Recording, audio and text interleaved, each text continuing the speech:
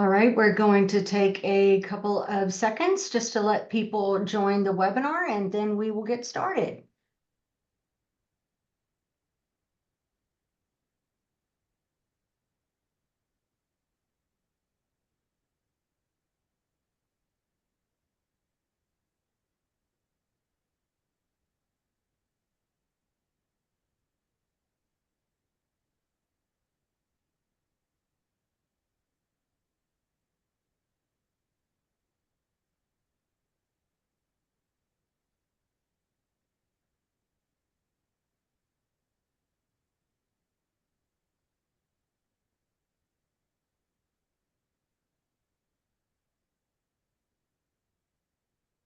All right, hello and welcome to the Myositis Association's Empowerment Clinic webinar series. TMA's empowerment clinics are designed to enhance the quality of life for those living with myositis and their care partners. Today's clinic is about how you can improve the quality of life of those who have served our country and also have inclusion body myositis. Before we get started, some housekeeping notes. Today's webinar is being recorded and will be available on the TMA YouTube channel on August 1st. Please put any questions you may have in the Q&A box at the bottom of your screen, and we would love to hear where you are tuning in from in the chat. If you'd like to put your location in the chat, that would be wonderful. And if you would please take a few minutes to answer the survey that pops up on your screen when you leave the webinar, your input would help to inform future programming. Today's topic is helping veterans with IBM. We have several speakers with us today. If you would introduce yourself briefly with name, branch of service, and when you were diagnosed with IBM. Larry, we'll start with you. Larry Lesher. I was diagnosed with IBM in 2005, and I spent 9 years in the Air Force. Thank you. And Jim. Hi, I'm Jim Cressman. I was in the Air Force from 1969 to 1973. I was diagnosed with inclusion body myositis in 2015. Thank you. And Suds. Hi, Jim Sudzik. Go by Suds. I was in the Army from 1966 to 68, and I was diagnosed with inclusion body myositis in 2004. Okay. And I did want to say I was in the Army, but I don't have inclusion body myositis, but I do like to get the credit. As you should, Rachel, as you should. I had a really easy job though, but I love spending time with my veterans. Thank you so much for being here today. Since we really want this webinar to be for civilians, as we call them, people that weren't in the military, but who would like to help veterans with IBM, let's go ahead and start with what is IBM and what causes it. So let me share. Do that one.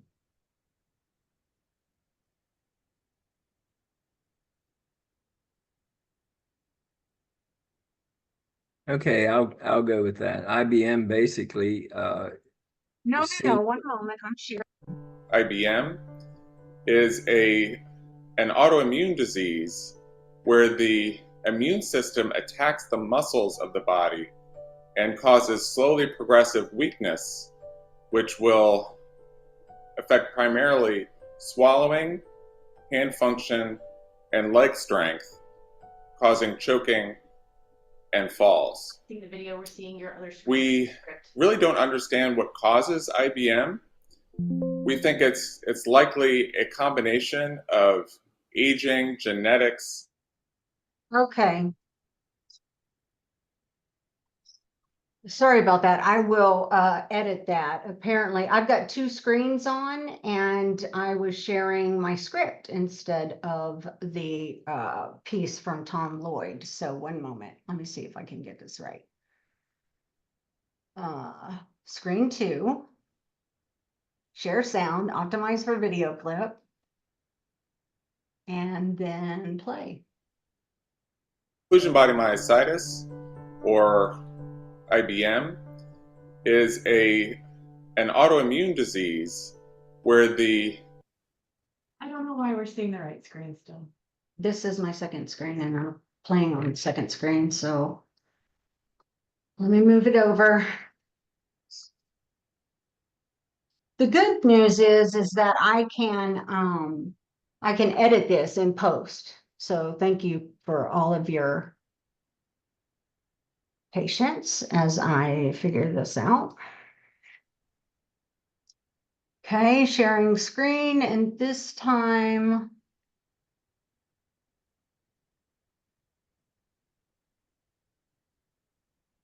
There's Tom. you see him? Yeah. Great. Yes. Inclusion Body Myositis, or IBM, is an autoimmune disease where the immune system attacks the muscles of the body and causes slowly progressive weakness, which will affect primarily swallowing, hand function, and leg strength, causing choking and falls. We really don't understand what causes IBM. We think it's likely a combination of aging, genetics, and environmental exposures, which somehow alter the underlying muscle physiology as well as the immune system. Augie, to further that, We've got Jim in two places. amazing. All right, so my first question is, why doesn't the Veterans Administration cover IBM care? Most people think that all veterans can access care at the VA. Who would like to take that question? Larry, would you like to Sure, I'll cover do. it? Basically, the VA is not familiar with IBM. It follows the same pattern as ALS, but unfortunately, it's not recognized in the VA system. So it's very difficult for them to move on it as it is right now. We have been pushing to get the information to the VA so that it would be more recognized and be available to them so that they can actually put something to it. Unfortunately, with the VA not knowing what IBM is, they're just not reacting at it the way they did with some of the other diseases. What we'd like to do is make it a presumptive disease so that it falls in the same pattern as ALS. Jim, I'm thinking you probably have a bit more to add to it than that. Well, very briefly, I would add that it's important to understand that the Veterans Administration is divided into three different separate administrations, one of which is the Veterans Health Administration, which is the hospitals or the doctors, et cetera. The other one is the Veterans Benefits Administration, and the last one is the Burial and Memorial Administration. The Health Administration is the part of the veteran that actually we go to for our health care. And the VA Health Administration has been fantastic in taking care of veterans. It's often confused that the Benefits Administration is the one that administers the health to a VA. And the Benefits Administration provides disability pensions to the veterans, and the Health Administration actually takes care of the medical side of things, provides us with wheelchairs, provides us with the lifts, provides us with all of the durable medical equipment that we need. So from that aspect, the Veterans Health Administration has really been quite supportive and have been a tremendous asset for all of the veterans with inclusion body myositis. Thank you. Who should we contact in Congress to help make this change in the law? Let me answer that. In Wisconsin and throughout the country, in our webinars, we've been writing letters to our senators and our House of Representatives. A lot of times we don't get messages back from them, but we have to be persistent and continue to do that.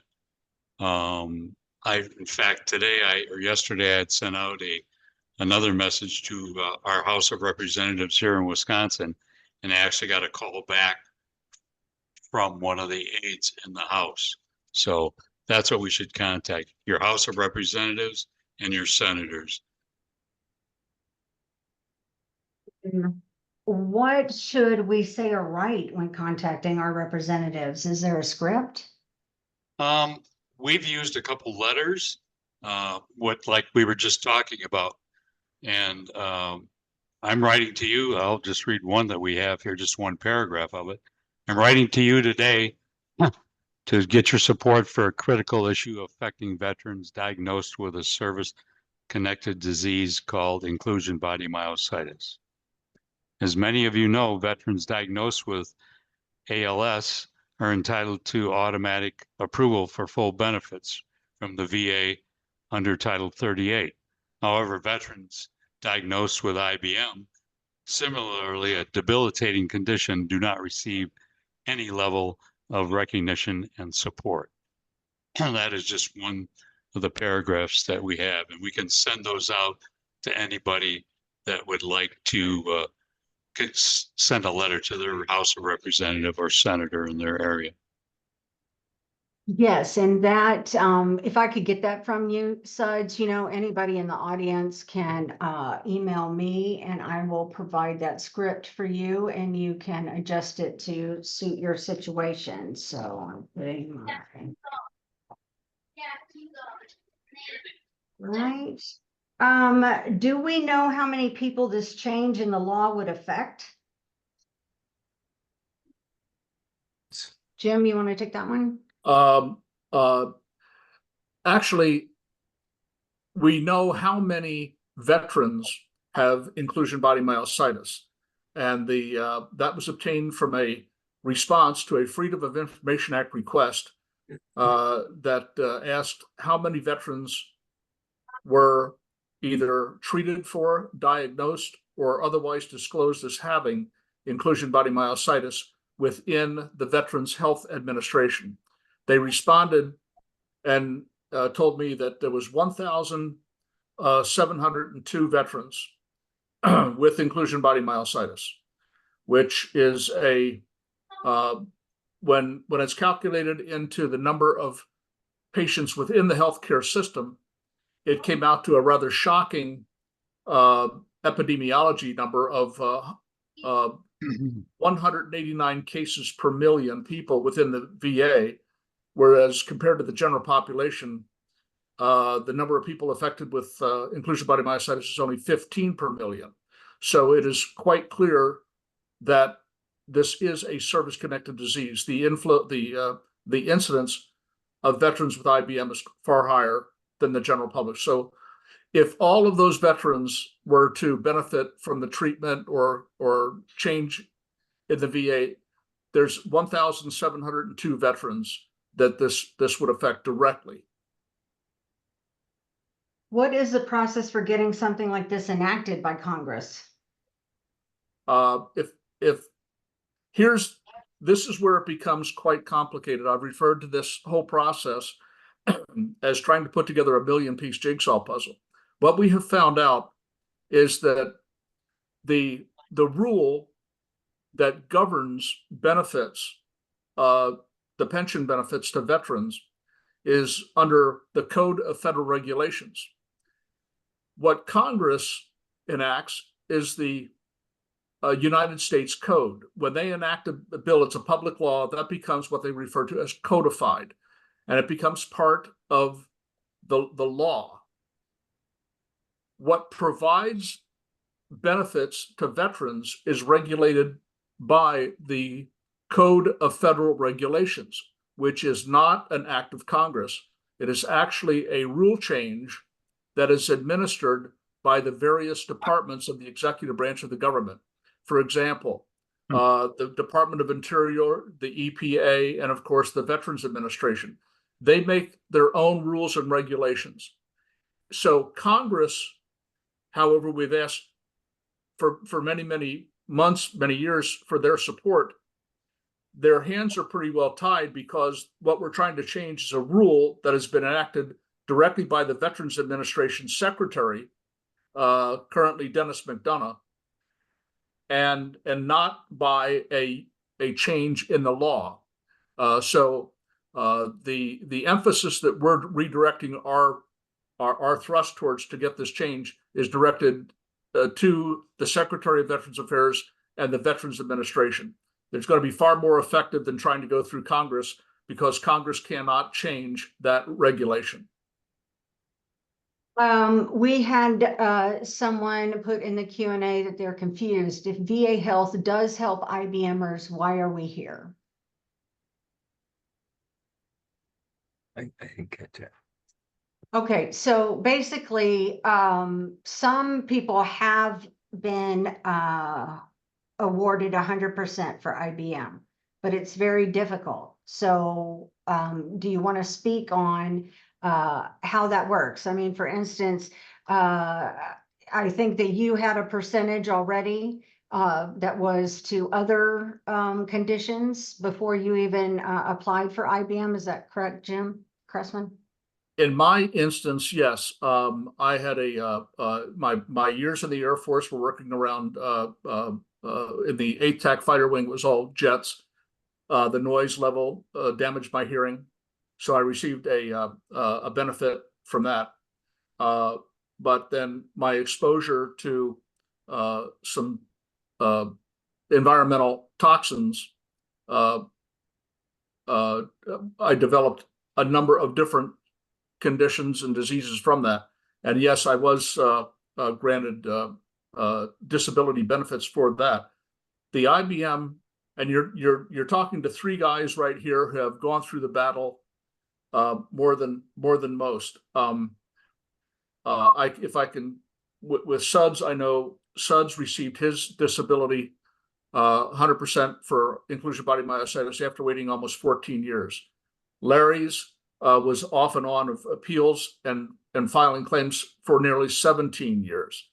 In my personal situation, I waited 7 years. So the battle has been, I think, primarily because of the rarity of this disease. The Veterans Administration does not even recognize this disease as existing. Therefore, when a veteran enters a claim or submits a claim for this disease, it doesn't appear anywhere within the VA rules or documentation or list of diseases. So it was quite easy to be denied. And to be quite honest with you, out of the hundreds of veterans with inclusion body myositis that we speak with on more or less a regular basis, there have only been about 5 or 6 of us that have been granted service connection. And that is the problem. We need to get that fixed. And it's because of the, in my opinion, that is because of the unfamiliarity with the disease by the Veterans Benefits Administration. I might add into this that I did not have any disability awards from the VA prior to my final filing of an appeal. I only ever filed for IBM, nothing else. And all I wanted to do was make sure that when and if I was granted service connection, that it would be for IBM only. So I had 0% disability from the get-go. And I think the biggest problem was I was running out of material to send for appeals. You have a certain amount of time after you get a denial. You have a year to fight an appeal. During that time, unless you come up with something new or research that shows that it could possibly be service connection, it's just not there. And in my case, it took 17 years before they really accepted the fact that it was service related. So Well, when I started here, go ahead, Suds, go ahead. Yeah, when I started out, when I first put in a request in or filed a claim for IBM, Now, I did that, and it was December 27th, 2012. I was denied immediately. I used a VSO at the time, and I was seeing a private doctor at the time, and I wasn't seeing a VA doctor at the time. We would take any medical records that I had and submit them for the appeals. The VSOs, in retrospect, kept the ball on the court for me and kept it rolling. But every time I would file for an appeal for a claim, it kept getting denied, denied, denied. The health side, like we all mentioned, was very good in helping me once COVID started, because I started getting home care help because I got so bad from 2012 to just before COVID hitting that things went really south for me with IBM. So I'm sorry, Rachel, you were saying? No, I was just saying that when I started at TMA in June of 2021, before we created the Military Veterans with Myositis group, there was only one that we knew of, and we didn't really, it almost was like a unicorn. And since then, we're talking 3 years, and we're up to what you said, Jim, 5 or 6. So there is still a lot more work to be done. Larry or Suds, did you want to talk about what changed between, you're talking, how is it that finally after 17 and 14 years you were successful? Larry, I'll let you go Well, first because you were the first guy. Basically, the appeals were getting me nowhere, and I was down to, excuse me, a very few days left. And I would have, if I hadn't got an appeal in, I would have had to start over again. I just did not want to do that. So Augie, one of the veterans that was able to receive benefits, had an attorney's help, and I contacted the attorney firm, which is Hill and Ponton, and it was like they had 9 days to get this together. Fortunately, they had some information and some background with Augie, and were able to go in with it for mine. And we had finally, after 17 years, we had a meeting with a law judge in Washington, and it was a video call or Zoom call. And the judge was, I wouldn't say sympathetic, but he was totally understanding of the disease. And it went in our favor. And I know that had I not had help from the attorney firm, I probably would not have had the success that I had. In my case, I kind of piggybacked off of Augie, and I piggybacked off of Larry. And I always thought that I was smart enough to do everything with the VSO and get everything handled, but that was not the case. So I went with Kerry Baker and Hill and Ponton back in August of last year. And this past June, that's when I received my service connection, because of those guys, what they did. And they had to review over 3,000 pages of medical records, both military and civilian, for my case. So try to review 3,000 cases of medical records on your own. You almost have to be an attorney. So, but thank goodness for them. Conversely, Oh. I was fortunate enough to have a veteran service organization representative who put my appeal in, and I am one of only 2 veterans that I am aware of that was granted service connection and received 100% disability for inclusion by myositis without the use of an attorney. So I was quite fortunate in having the talents of that particular VSO representative help me. And she did a tremendous job, obviously successful now, but it has become almost I'm gonna say more favorable, more advantageous to use the legal representation. because it is I was quite fortunate. Again, there's only two people that I know, two other veterans, myself and one other, that have received 100% disability benefits on appeal and this is out of several hundred veterans. So we are the rarity here, but the best way to go is to get the legal representation to help.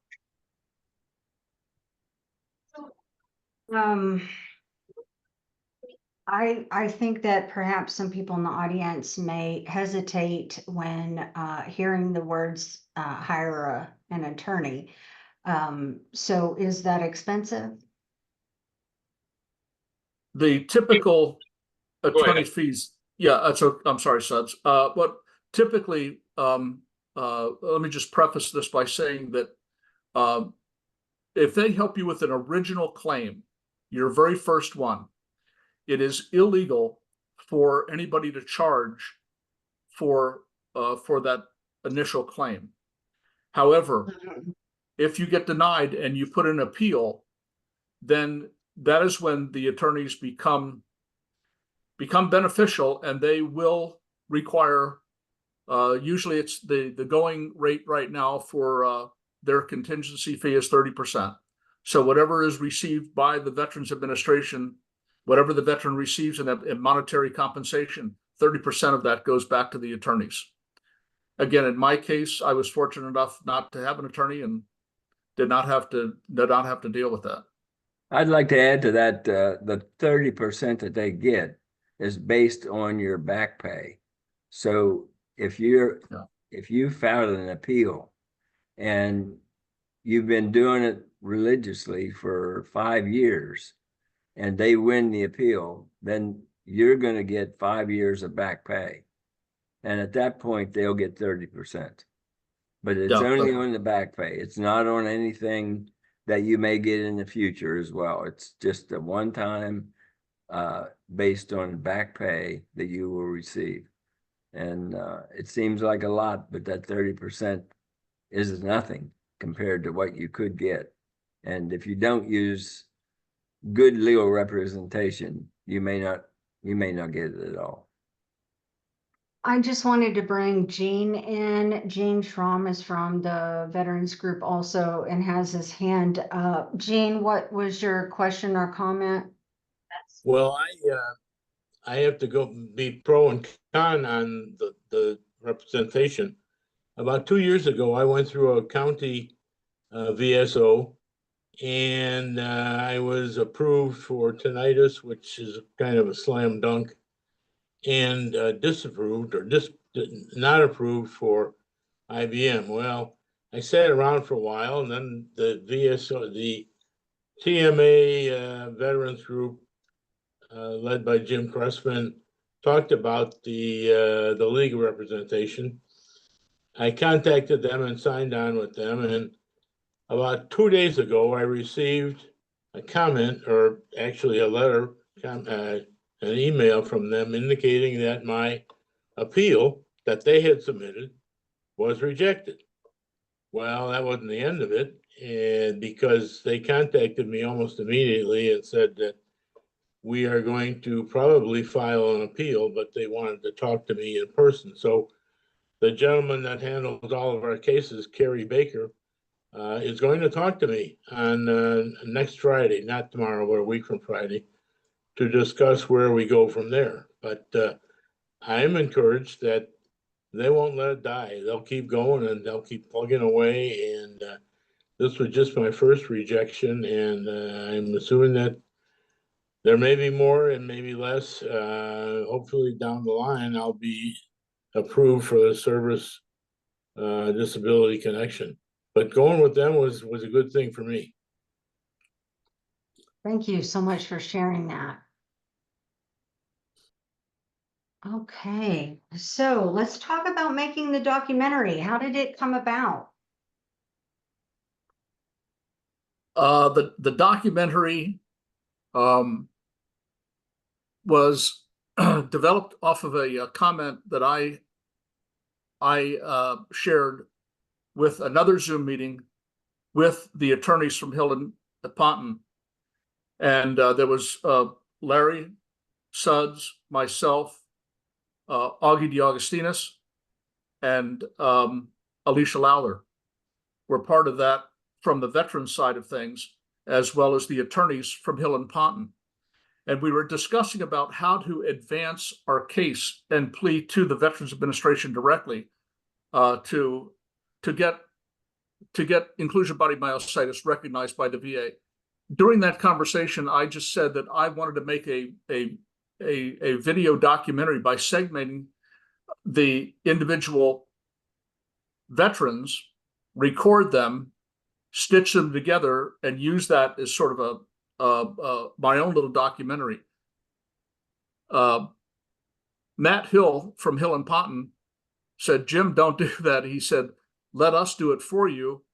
We have an entire in-house video production facility," and which was very interesting indeed. And I thought that, you know, when you have an idea and someone wants to help you, you sometimes get a little bit concerned about, are they going to do it the way that you wanted it done? Are they going to do it in that vein, in that substance where those are your ideas going to be carried over by them? My concern was no different, but when the final result came in, they hit it out of the park. I could not have been more satisfied with the results of that video. It was hard hitting. It was direct. It shared some very personal daily lives of both Suds, Larry, Dan Lowther. They were brave enough to let us into their homes through that documentary and share what their daily lives have been. So the documentary is just a very brief idea that developed into a very meaningful piece of information that gets that shares our disease with the public.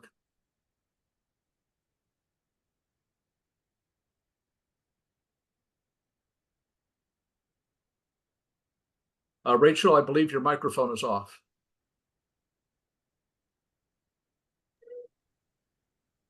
Larry, how was your experience doing the documentary? It was interesting. It was the first one I'd ever done like that, but I felt really good about it because we were able to expose to the public and to those that watched it basically what we actually live with and what our caregivers and friends and family live through. Although they don't have this disease, they live through it just like we do, and it changes your entire life. I mean, when I was diagnosed, it was like, gosh, there goes everything that I've planned for, I've worked for. My wife and I plan to travel. That's almost a nothing now. We don't hardly do it at all. But it was difficult to get in it. But once I got in it and saw what it made me feel good that other people can actually see what we're going through and what all of the veterans that have, and everybody, it doesn't have to be a veteran, anybody that has IBM goes through these same issues, and we need help, you know. And it's really easy to help. You can sign the petition. Paula put a link in the chat for that, and the links will go out in a follow-up email. And I wanted to go ahead and share a little portion of the documentary. The documentary will also be linked in the chat and in the email, and you can watch the full thing at your convenience. But we wanted to showcase Dan and Alicia Lowther, who couldn't be here today. So one moment.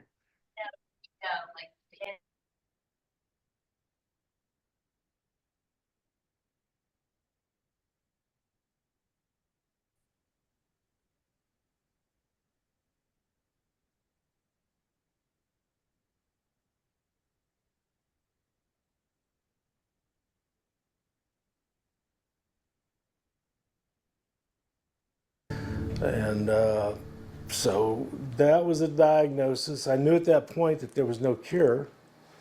Then I think there's like 6 or 7 stages of acceptance, and I think I skipped a really pissed off one because I think I knew I had something bad. So, you know, just based on the falls and imbalance that I was having at the time. So we just moved on from there and started looking outside of the box for different things, such as stem cell and ketamine treatments. And other than that, the only thing we have to do, the IBM people, is exercise. That's it. So that's what we do. We exercise and keep the faith. Seen these things, huh? These are perfect for when you can't really pedal a non-motorized one. But do this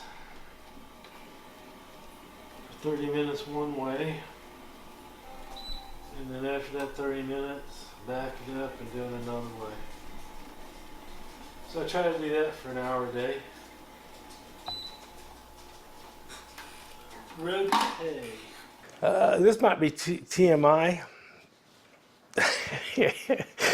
but you know, just having bowel movements without much help and having my lift chair on the toilet, because you don't find those in many places around. If you're out and about, good luck trying to find a toilet with a lift chair. Damn sure the Greyhound bus station doesn't have any. That's a problem. So when that's accomplished and I still am able to clean myself without any help and tread water with my PT, that's what I want to do with the muscle. It's all I'm asking for. Just let me tread water, you know, slow the downhill ascent. So you know, you kind of find different ways to exercise and try to work everything you can that you can. So that's a big part of my day too, is exercising. And what kind of exercises are you able to do? what I do is I go in to where the bathroom is by the toilet, and I have all these bars.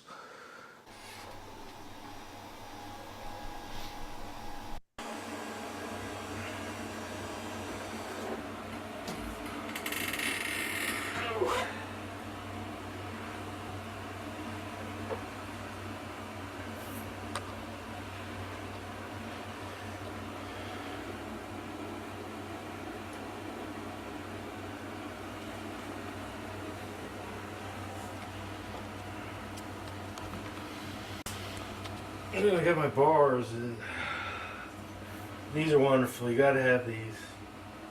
The more bars, the better. So I try to do 100 of these. 1, 2, 3, 4, 5, 6, 7. And then after I get 100 of those, I just kind of try to balance a while. And then do these side leg kicks where I go put all my weight on one side and kind of rock to the other, and then I'm pushing on these things too to try to do something for the triplex and the biflex.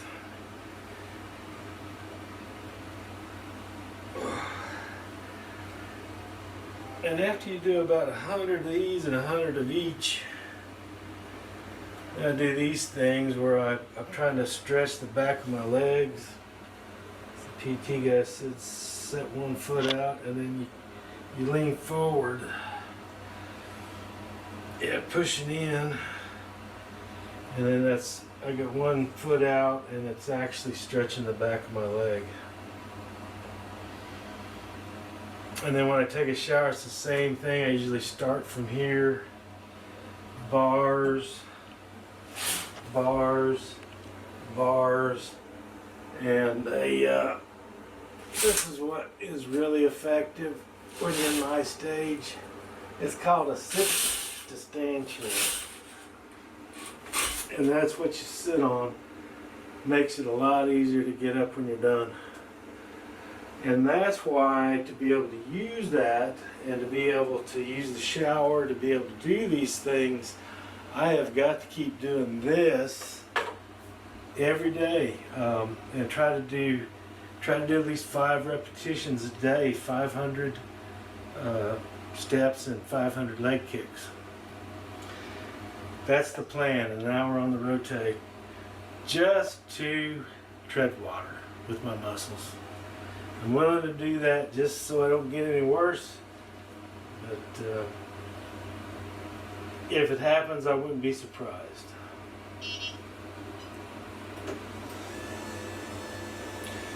And then I guess you could call this a transfer. The PT people say don't set that seat down too low because you're going to flop on it and break your sacroiliac.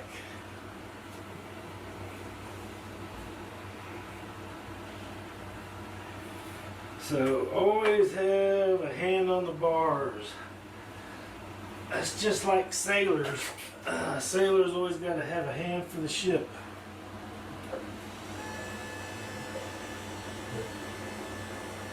IBM, you gotta have 2 hands on something for your balance.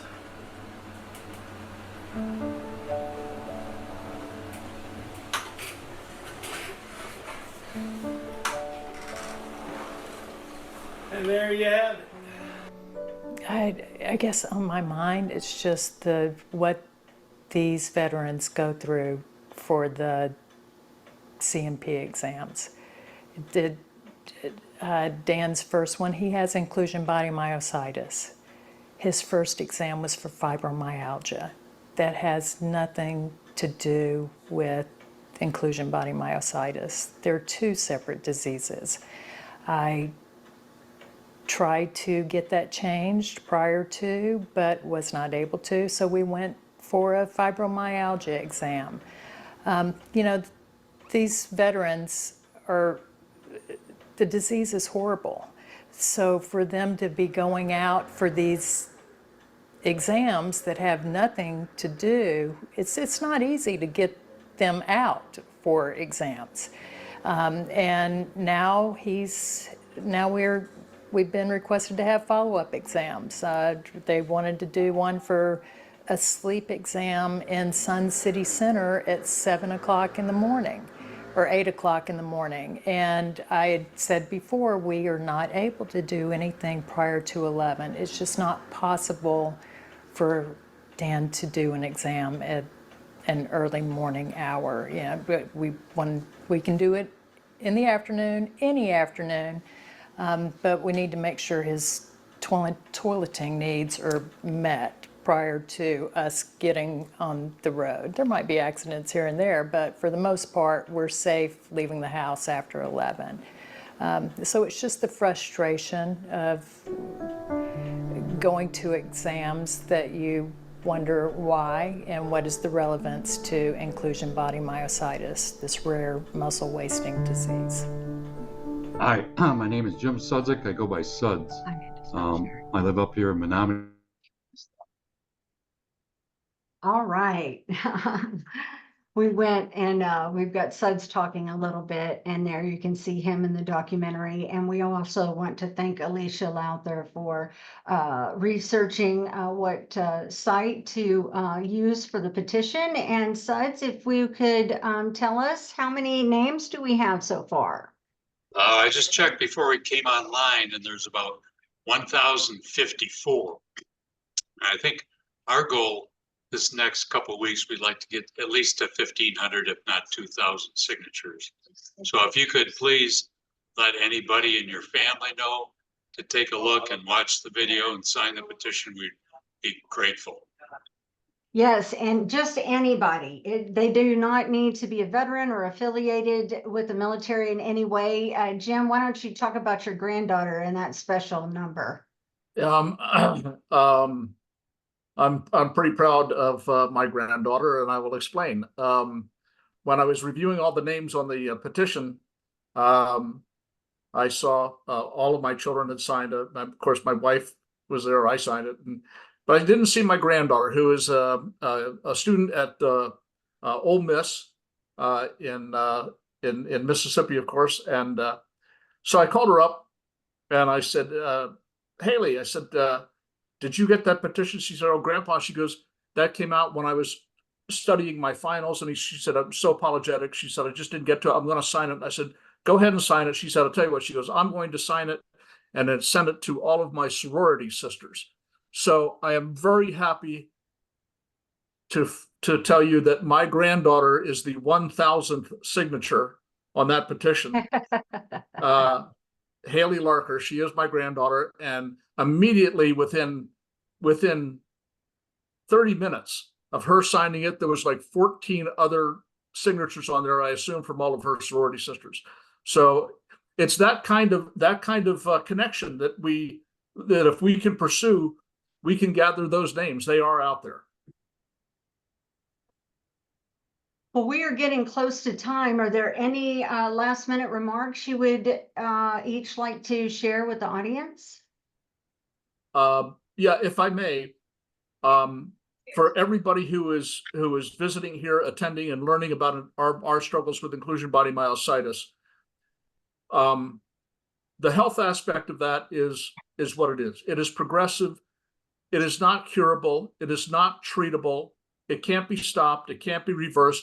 We are simply going to advance with this disease, and our struggles physically are going to be continuing.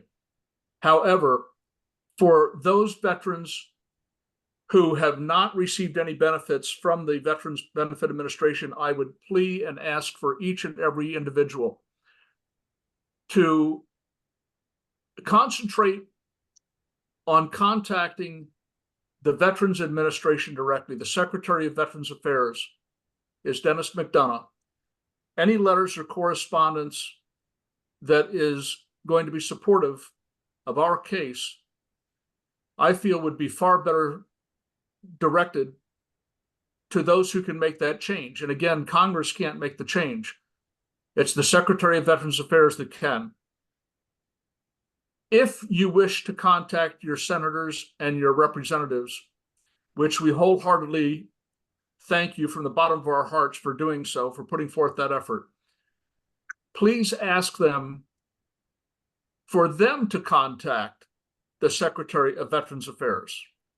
Let the influence of Congress be directed in such a way that we feel is going to be far more beneficial. They cannot enact a law. They cannot pass legislation. They will not introduce legislation. We have met with, we meaning veterans as individual veterans, have met with their own personal representatives and have been told quite honestly that putting forth legislation for something like this, they won't do it. It's non-productive. And again, it's not a law that was passed. It is a regulation that was submitted by the individual agency, in this case, of course, the VA. So if you're going to contact your representatives or your senators, please ask them to contact the VA on our behalf and use their influence to facilitate the Secretary of Veterans Affairs to make a change. And the change they need to make is in Title 38 of the Code of Federal Regulations, Section 3.318. That is what has to be changed. What we're asking them to do is to add inclusion body myositis into that rule. That is the rule that provides for immediate 100% benefits for any veteran with amyotrophic lateral sclerosis or ALS Lou Gehrig's disease. Because of the similarities, as Larry had pointed out earlier, that we would like to get that rule changed to include inclusion body myositis. And the best way that we can think right now is if you're going to contact your representative or your senators, please ask them to make contact with the VA on our behalf and try to influence them to make that change for us. That would be monumentally important, and our heartfelt thanks for anybody who can help us with that. And again, if you need help with your letters or script, you can reach out to me and we will we'll send that to you. Someone asked for the document number in chat, but we will make sure that you have that with the follow-up email. We had a couple of questions before we get to Larry and Sud's closing statements. Someone asked, is this benefit similar to Social Security disability?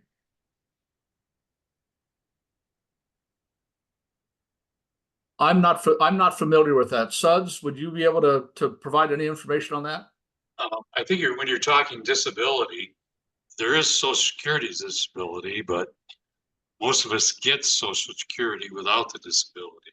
So when we're talking about the VA disability, that's for veterans with disability. If you're not a veteran, you can get disability, I believe, for inclusion body myositis because you're already disabled, and Social Security views it differently. We have I just wanted to let everybody know that we have about 40 veterans signed up for our International Annual Patient Conference in September. And not only do we have veteran programming there, we also have a session that will help you with Social Security disability for that. And if you cannot travel, there will be recordings available, more information to come on that. Another question. Someone wanted access to the Freedom of Information Act data that you were referencing earlier. Jim, how would the regular public get a hold of that? I can. I will be happy to provide my email information if they can.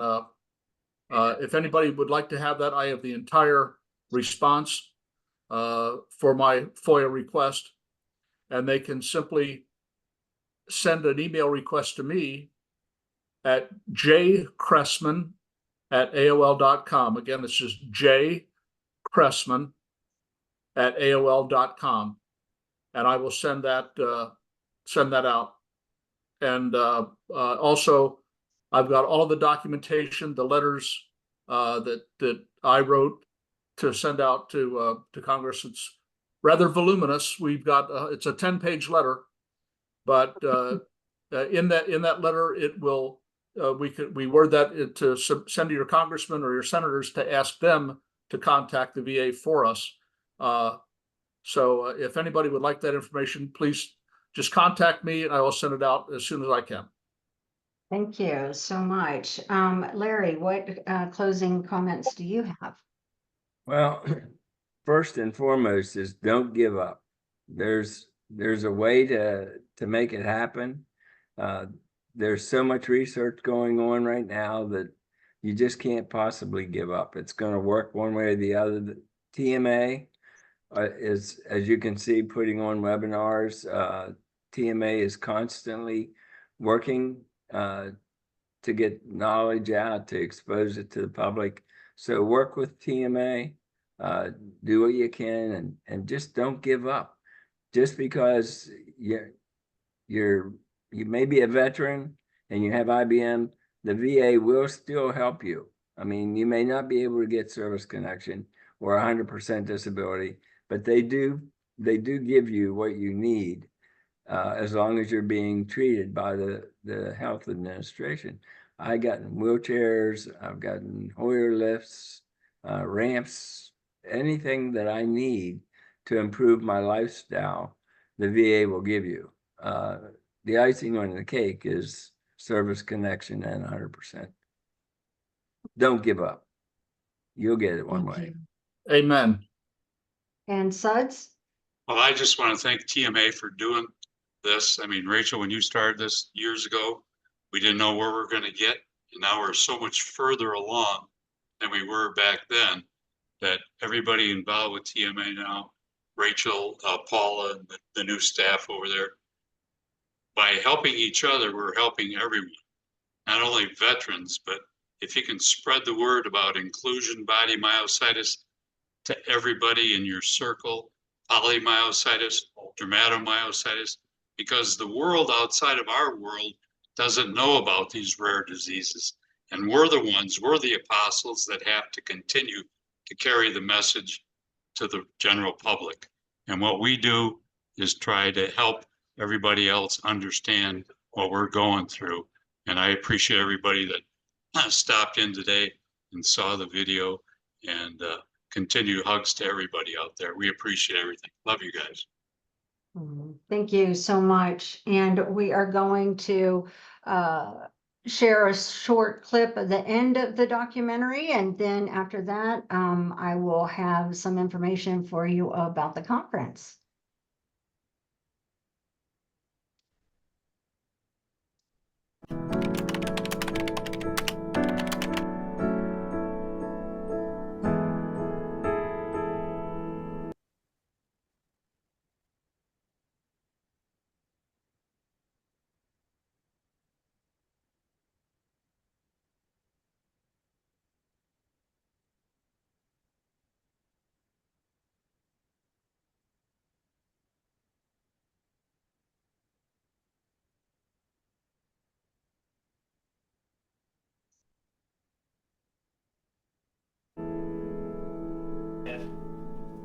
Yeah, it's good there. All right, so can you introduce us to who you are? Hi, I'm Matt Hill from Hill and Putnam. And so what is the purpose behind this IBM documentary that we've made?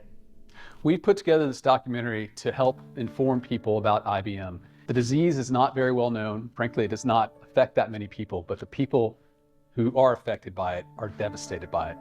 It's important that the greater community of veterans and then frankly, us as a nation understand how catastrophic this disability is. What we're looking to do here is make it easier for veterans to get the benefits that they deserve, those who are suffering from IBM. You've heard about the science, the medicine that shows that there is a strong connection of this disability to service.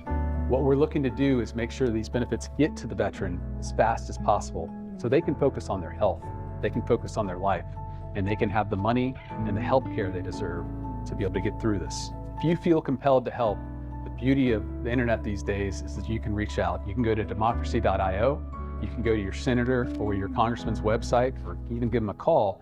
Let them know that this issue is important to you. Let them know that you care about these veterans.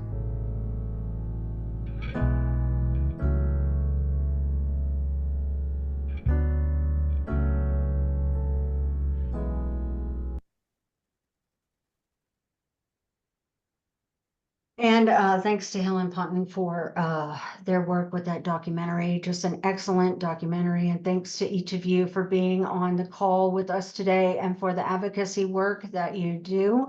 I want to invite everyone to next month's Ask the Doc. We have Dr. Robert Hallowell here for Ask the Doc Pulmonology, and that will be July 18th.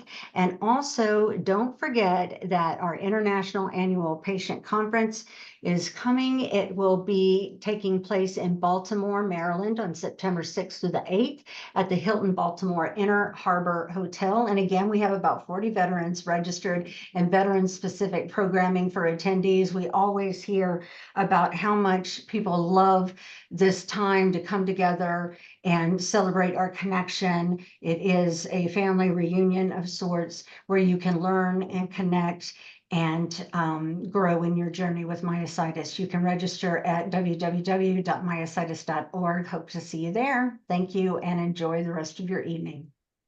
Thank you, Rachel. Bye. Thank you, everybody.